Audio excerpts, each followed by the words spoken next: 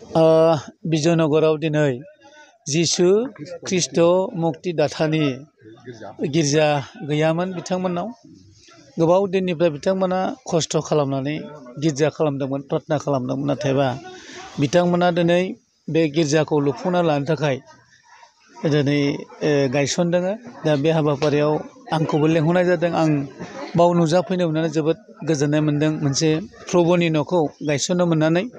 थिग बिदिनो जोंनि इउपिपिएलनि दैदेननाय मानगोनां, इउपिपिएल सरकारखौ दैदेननाय मानगोनां जोंनि मानगोनां प्रमद बर' बिथाङा शिबा बेफोरबायदि गासैबो गिर्जा न' आरो बाथौ मन्दिर गोबां बिदिनो मन्दिर लुफुंनायनि नामै आलारि सोरां बिथांखि बेखौ फोसावदों।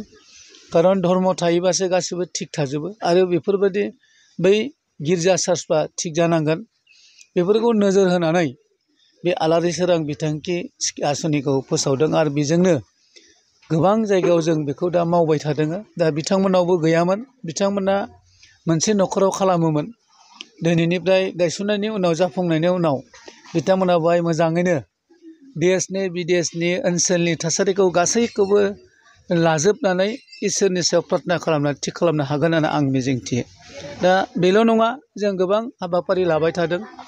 लामा, बान्दो आरो आङो बिसेसकरि समस्थियाव दा बान्दो, दा अखा बोथोर फैगौ, बान्दो गैया, बान्दो खोनाय, लामाफोर बिराद गाज्रि, लामाखौ आं मावगासिनो दं, बान्दो मावगासिनो दं। आरो बिदिनो धर्म अनुजायिफ्रा अबावबा गिर्जा गाज्रि थिं सोलायनायखौ आं थिं सोलायनाय हाबाफारिखौ खालामबोबाय थादों। बेफोरबायदि जों मावबाय थादों।